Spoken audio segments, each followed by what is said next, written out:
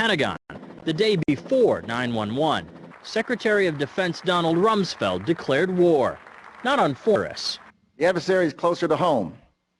It's the Pentagon bureaucracy. He said money wasted by the military poses a serious threat. In fact, it could be said that it's a matter of life and death. Rumsfeld promised change, but the next day, the world changed. And in the rush to fund the war on terrorism, the war on waste seems to have been forgotten. My 03 budget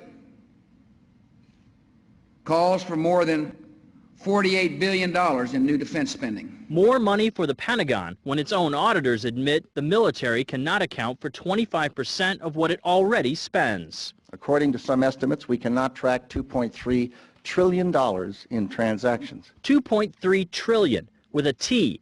That's $8,000 for every man, woman, and child in America. To understand how the Pentagon can lose track of trillions, consider the case of one military accountant who tried to find out what happened to a mere $300 million. We know it's gone, but we don't know what they spent it on.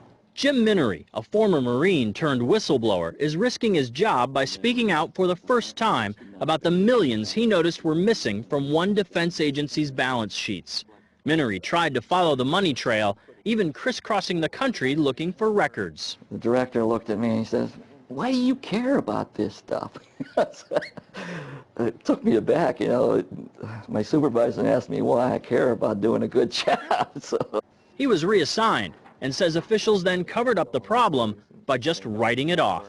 They got to cover it up. That's where the corruption comes in. They've got to cover up the fact that they can't do the job. The Pentagon's Inspector General partially substantiated several of Minery's allegations, but could not prove officials tried to manipulate the financial statements. 20 years ago, Pentagon employee Franklin C. Spinney made headlines exposing what he calls the accounting games.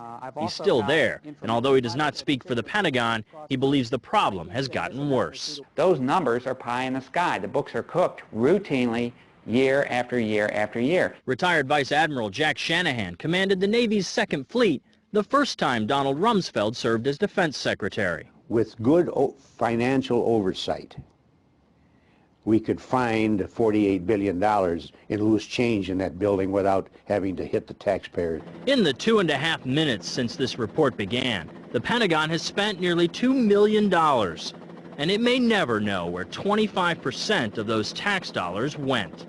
In Los Angeles, I'm Vince Gonzalez for Eye on America.